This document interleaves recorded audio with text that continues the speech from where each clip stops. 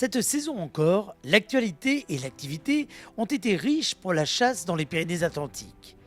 Voici quelques-uns des événements marquants qui ont rempli l'agenda de la fédération et de ses équipes, salariés et élus. Lors de notre assemblée générale il y a un an, nous étions dans l'attente de la décision du Conseil d'État suite à l'audience du 4 avril 2024 sur le fond et qui concernait l'attaque de l'arrêté Alouette aux Pentes daté d'octobre 2022. Afin d'appuyer notre défense, souvenez-vous, nous avions mené une première expérimentation en octobre 2023 à Ustaritz, sous le contrôle des services de l'État, afin de prouver la sélectivité de ce mode de chasse traditionnel au filet. Le 6 mai 2024, soit quelques jours à peine après notre Assemblée générale, le Conseil d'État a annulé l'arrêté d'octobre 2022, arguant que l'expérimentation de 2023 ne permettait pas de tirer des conclusions fiables et définitives en raison de sa durée et d'un volume insuffisant d'oiseaux capturés. Nous avons donc proposé de poursuivre à l'automne 2024 cette expérimentation sur 2 sites de la côte basque, de même que nos amis landais. La nouvelle ministre de la Transition écologique, Madame Agnès Pannier-Runacher, nous a fait confiance en autorisant les préfets des Landes et des Pyrénées-Atlantiques à signer de nouveaux arrêtés afin de poursuivre ces expérimentations sur la sélectivité des pentes en octobre 2024, toujours sous le contrôle de l'OFB. Après 2 campagnes de 1 mois, en octobre 2023 puis en octobre 2024, le bilan fait état de 1369 captures d'alouettes sur les 18 pentes concernées entre les Pyrénées-Atlantiques et les Landes, pour 0 capture d'autres espèces. Difficile, a priori, de faire plus sélectif. Pourtant, en 2023, la LPO et One Voice ont tenté, et on comprend pourquoi, d'empêcher ces expérimentations en saisissant cette fois-ci le tribunal administratif de Pau. Et comme en 2023, le tribunal a rejeté leur requête en référé et les a condamnés, cette fois-ci, à verser 2 250 € aux 2 fédérations pour frais de justice. Maintenant que la question de la sélectivité des pentes à alouettes est documentée, avec ses résultats sans appel certifiés par l'État, il nous faut désormais poursuivre le travail et le mener à son terme, en obtenant la signature de nouveaux arrêtés ministériels, et ce, afin de pouvoir de nouveau chasser l'alouette aux pentes dès l'automne 2025. Ces arrêtés seront bien sûr de nouveau attaqués devant le Conseil d'État, mais nous aurons cette fois des données robustes pour les défendre aux côtés de l'État.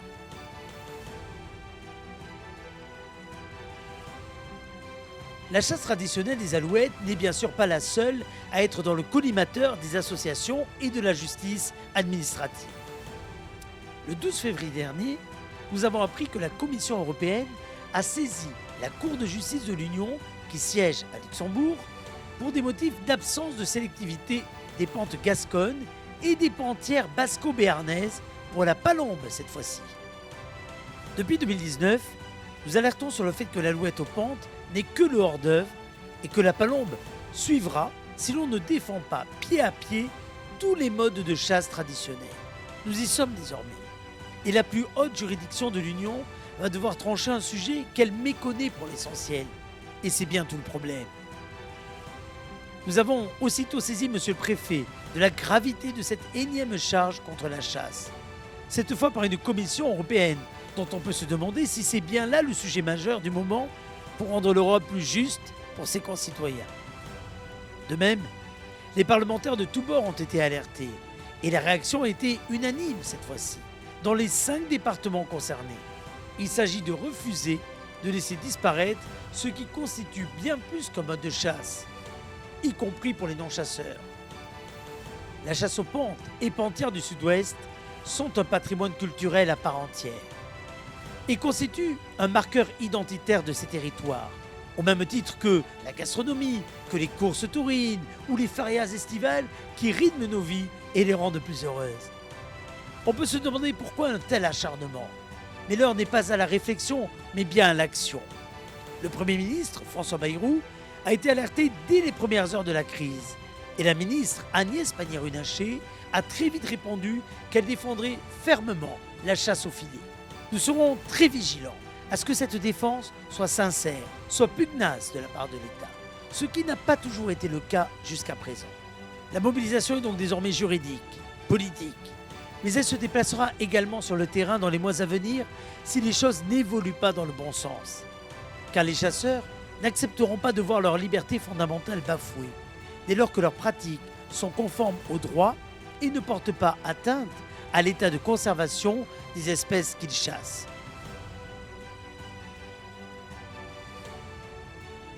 C'était une demande récurrente de la Fédération depuis plusieurs années. Face à l'accroissement des populations de sangliers, face à la difficulté de pouvoir les tirer en sécurité et efficacement dans de nombreuses zones périurbaines ou dans des terrains de végétation dense.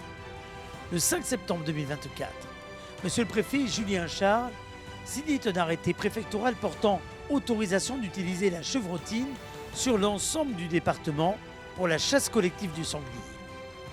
La chevrotine connaît ses amateurs et ses détracteurs. Pour la fédération, il s'agit que chacun puisse avoir le choix de la munition qu'il utilise. Même si l'expérience de nos voisins landais, après 10 ans d'utilisation, conclut à une efficacité certaine lorsque les conditions de tir à courte distance sont respectées. Cette expérience nous laisse à penser que la chevrotine trouvera également chez nous ses adeptes, notamment lors des chasses de printemps où les petits sangliers sont nombreux et que le tir à balle ne permet pas d'être efficace afin de lutter contre les dégâts au semis.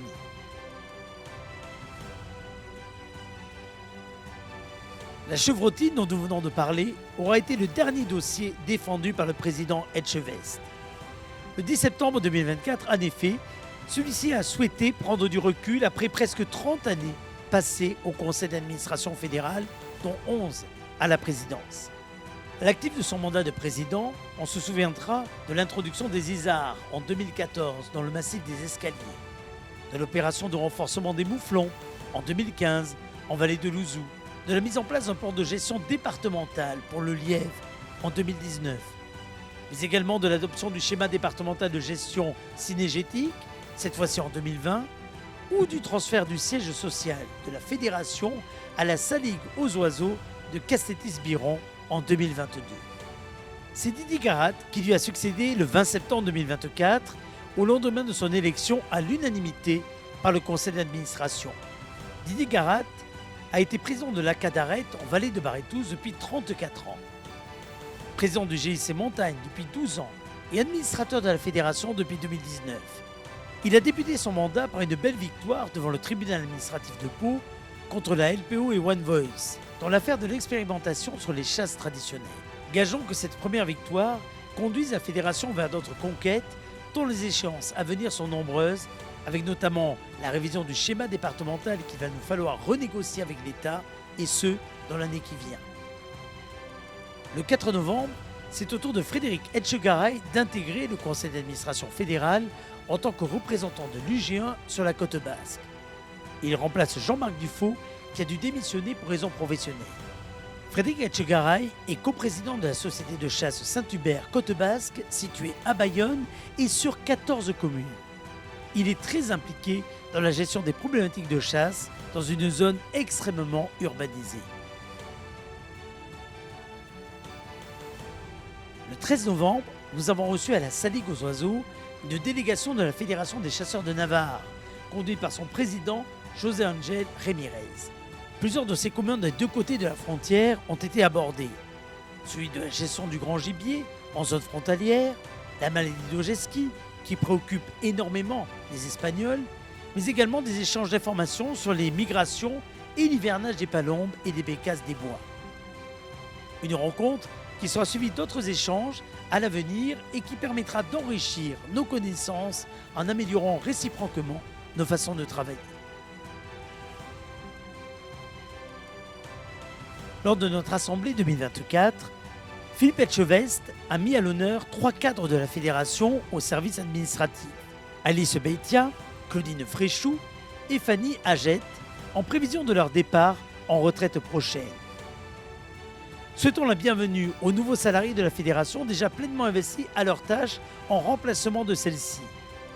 Sandra Bergerot et Quentin Ellis se partageront les missions des sortants, Quant à Lola Marino et le directeur Christian Pébosque, ils compléteront l'équipe administrative de la fédération. La forêt domaniale de Bastard, poumon vert des Palois de 300 hectares, est aussi le refuge d'une riche biodiversité au sein de laquelle le sanglier prend une place de plus en plus importante au fil des ans.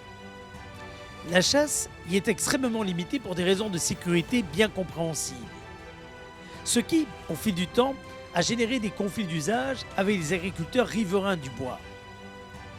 La protection des cultures s'impose, mais elle est très chronophage et pas toujours respectée par certains promeneurs qui vandalisent les clôtures.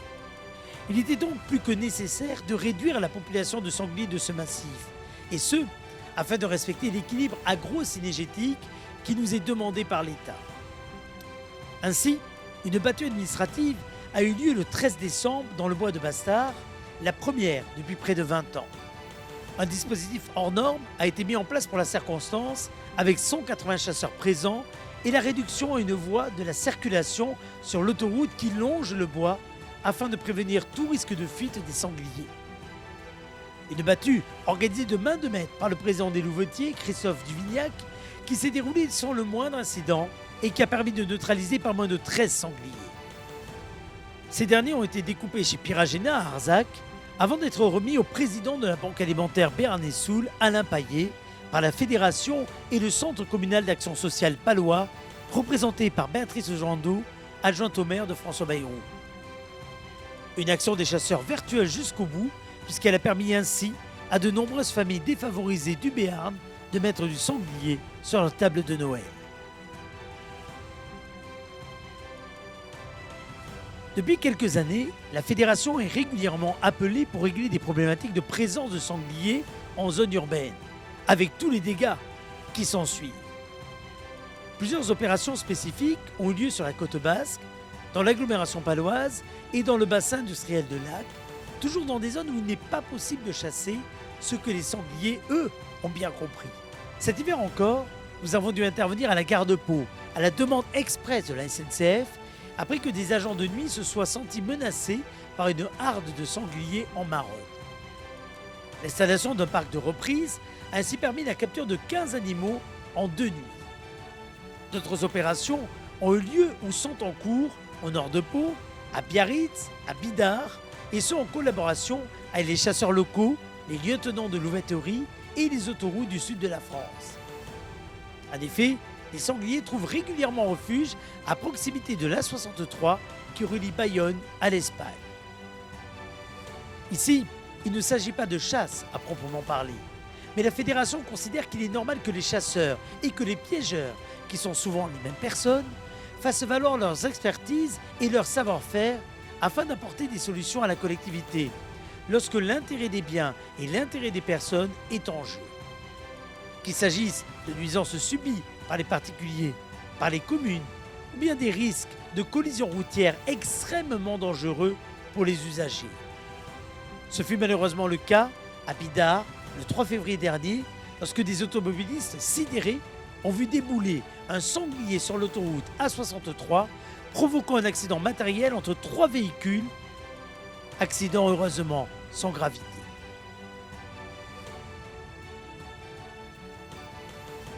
En 2024, nous avons mené avec l'association des piégeurs des Pays de la Dour une première opération de piégeage coordonné de visons d'Amérique, et ce, à l'échelle du département.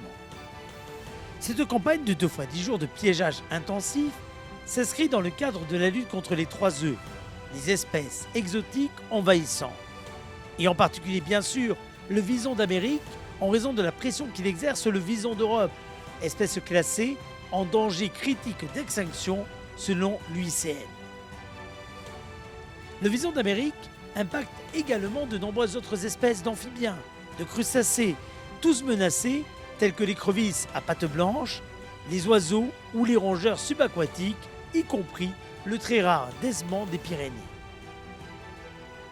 Entre mars et septembre, plus d'une centaine de piégeurs agréés ont ainsi permis de neutraliser pas moins de 133 individus sur les principaux cours d'eau du département, y compris à l'ouest, à proximité de l'aire de présence du vison d'Europe. Ce programme s'inscrit sur 3 ans et une nouvelle campagne vient à nouveau de débuter en mars dernier. Merci à tous les piégeurs, à leur association dynamique qui s'engage à travers ce programme au service de la préservation de la biodiversité.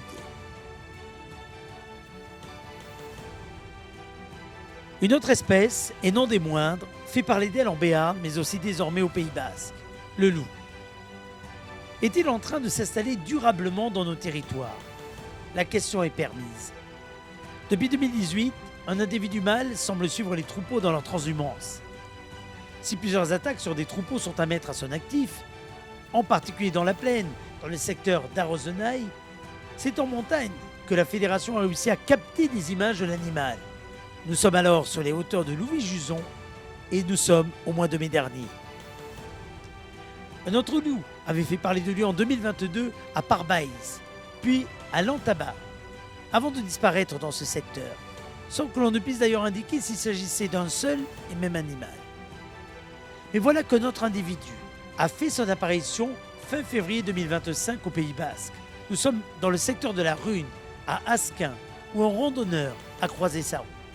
Là encore, quelques jours avant, les chasseurs ont capté l'animal en maraude juste de l'autre côté de la frontière, entre Sarre et Ainoa. Mais le loup ne se cantonne pas à la montagne, puisque c'est à Hurte que les chasseurs, encore eux, ont capté des images d'un individu adulte quelques jours plus tard. Comme à chaque fois, nous avons aussitôt communiqué l'information à la préfecture, fidèle à notre engagement de transparence vis-à-vis de l'État. Ce dernier a l'entière responsabilité de la gestion de cette espèce, puisqu'elle est protégée, vous le savez, au niveau européen. Mais une fois encore, les chasseurs démontrent que par la densité de leur maillage, par leur forte implication dans les territoires, ils sont à même de jouer leur rôle de sentinelle de la faune sauvage, qu'il s'agisse de sujets sanitaires ou tout simplement de la biodiversité. Nos actions en faveur des espèces et des milieux ne datent pas d'hier, mais elles sont de plus en plus visibles et reconnues désormais. C'est un juste retour des choses pour tous les chasseurs qui s'investissent bénévolement au quotidien. Cette année encore, nous avons planté plus de 5 km de haies bocagères, et ce dans plusieurs communes du territoire, à Montaner en Béarn, où les enfants des écoles ont mis la main à la pâte aux côtés des chasseurs, chez un agriculteur de la commune, ou encore à Saint-Pé-sur-Nivelle au Pays Basque, où les étudiants de BTS du lycée agricole Saint-Christophe ont mis en terre 350 mètres de haies sur des terrains communaux, et ce, à la demande de la mairie. Ce programme pluriannuel de plantation, cofinancé par l'OFB, va se poursuivre, et nous sommes preneurs de toute initiative qui puisse apporter sa pierre à l'édifice. Cette reconnaissance, en tant qu'acteur de la biodiversité ordinaire, nous vaut également d'être identifiés par les autoroutes du sud de la France en tant que site naturel de compensation à Castétis-Biron près d'Orthez, en périphérie de la Saligue aux oiseaux. Des compensations environnementales qui pourraient prendre la forme d'acquisitions foncières de terrain bordant la réserve et dont la gestion serait ensuite confiée à la fédération. Un projet qui permettra de renforcer sans aucun doute l'intérêt de la candidature de la Saligue aux oiseaux en vue de son classement futur en réserve naturelle régionale. Une candidature inédite en territoire béarnais qui a désormais le soutien de l'État, du département, de l'Agence de l'eau et de la communauté des communes de la Cortèze.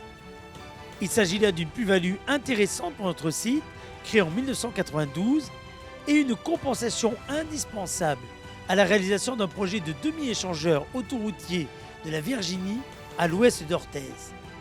Celui-ci est attendu de longue date par la collectivité et par tous les acteurs économiques du secteur. Un dossier symbolique de l'enjeu pour une fédération et pour ses relais synergétiques locaux d'être bien implantés dans les territoires aux côtés des acteurs politiques et socio-économiques. En 2024, le département 64 a atteint pour la première fois la plus haute marche du podium au niveau national en termes de réussite à l'examen du permis de chasser. Rappelons que chaque examen est supervisé par un inspecteur de l'OFB.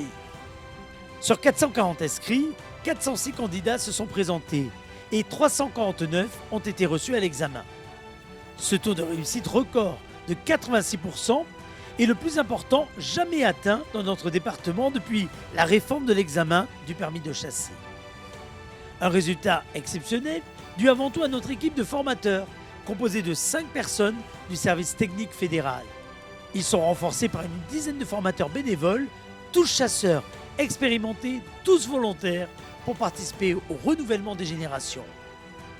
Que tous soient sincèrement remerciés pour leur engagement, qui trouvent dans ces résultats une belle récompense.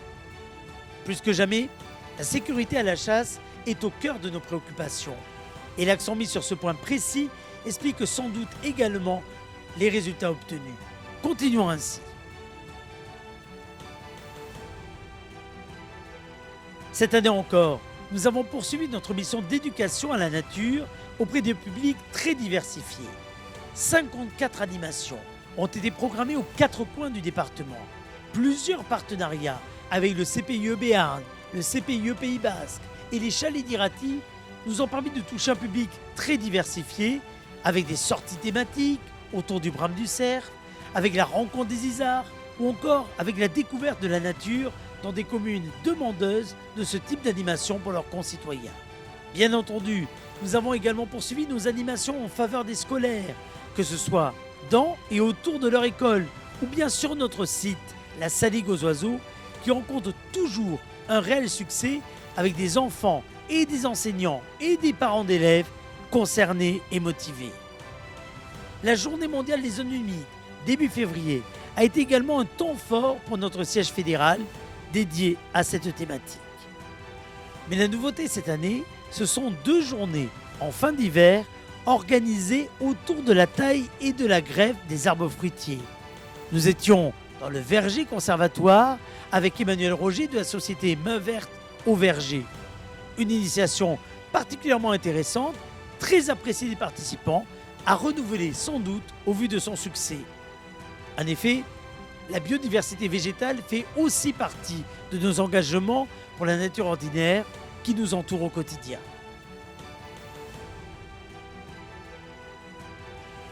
La 2e édition de J'aime la nature propre a eu lieu le 14, le 15 et le 16 mars.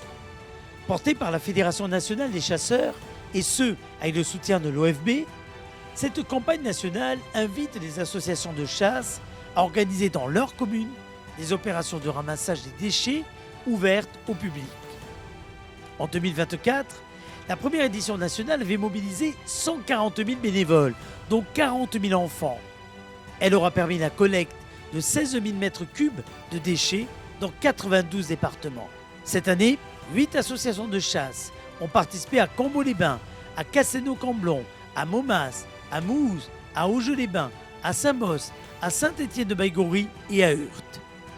Au total, 323 bénévoles, dont 126 enfants, ont participé aux côtés des chasseurs pour 38 mètres cubes de déchets collectés et donc retirés de la nature. Permettez une mention spéciale à la société de chasse d'Augeot qui a su fédérer la mairie, mais également l'association sportive augeloise avec 70 participants répartis par équipe de 5. Ils se sont ensuite retrouvés pour fêter l'événement autour d'un repas préparé par les chasseurs. Rendez-vous en 2026 pour une prochaine édition de J'aime la nature propre. Au regard de la nécessité croissante de maîtriser les techniques de communication pour une activité comme la chasse, et ce dans une société hyper connectée où le buzz médiatique devient quasi permanent et où les chasseurs ne savent pas toujours mettre en valeur correctement les nombreuses actions positives qu'ils mènent tout au long de l'année, le poste de communicante, ouvert en septembre 2023 pour 1 an et à mi-temps à la Fédération des Landes, a été pérennisé en 2024. Cela est dû également à la qualité du travail fourni par Emilia. Une nouvelle étape a été franchie cette année avec le renfort de Carla, une alternante en design graphique qui désormais travaille à la construction d'éléments visuels structurants tels que le projet d'une charte graphique, des supports de communication et de panneaux d'affichage. Au-delà des outils, la communication s'appuie surtout sur un travail collectif avec l'ensemble des salariés et des élus de la fédération, mais également avec tous les chasseurs du département. Remercions chaleureusement ceux-ci pour leur accueil et leur collaboration. Grâce à leur enthousiasme, nous avons pu valoriser leurs actions et leur engagement sur le terrain avec différents supports écrits, audio et vidéo. Côté bilan, cette année a confirmé un fort engouement sur les réseaux sociaux avec des communautés toujours plus engagées. Cette visibilité croissante est également le fruit de notre collaboration permanente avec la presse locale et les médias audiovisuels qui relaient régulièrement nos actions. Merci à France 3 Pau, à Euskaleri, à TF1, aux radios locales, ici Béarn et Pays Basque, à Radio Mandilla, La Voix du Béarn, Radio Irulegui et Gouré Ratia, entre autres. Mais également merci à la presse écrite, que ce soit la République des Pyrénées, les éditions Sud-Ouest, Béarn et Pays Basque. La communication de la fédération poursuit peu à peu son développement avec la volonté de toujours mieux informer et valoriser les actions en faveur de la chasse et de la biodiversité. En conclusion, si le nombre de chasseurs a régulièrement diminué ces dernières années, il est en fait désormais que les jeunes et les moins jeunes sont de plus en plus nombreux à vouloir découvrir la chasse, avec des motivations parfois très diverses, mais toutes frappées du sceau du bon sens. La nécessité de lutter contre les dégâts pour certains, la volonté de retour à la nature, la volonté de consommer du gibier naturel pour d'autres, l'envie de vivre des émotions intenses, de partager des moments de convivialité ou encore de vibrer face aux exploits de nos fidèles compagnons de route, nos chiens de chasse. Toutes ces raisons sont bonnes pour venir ou revenir à la chasse. Mais chasser est aussi un acte responsable, dès lors que par son action, le chasseur convoite une ressource naturelle dans des milieux où il n'est pas seul à évoluer. C'est pour cette raison que la Fédération des chasseurs milite et s'engage au quotidien pour le partage de la nature, pour une formation continue en matière de sécurité, pour l'étude scientifique et l'expérimentation, pour la connaissance des espèces, pour l'adaptation des pratiques de chasse, pour l'engagement en faveur des milieux, et enfin pour une communication positive autour de ce que font et de ce que sont les chasseurs, des amoureux de la nature sur le terrain 12 mois par an.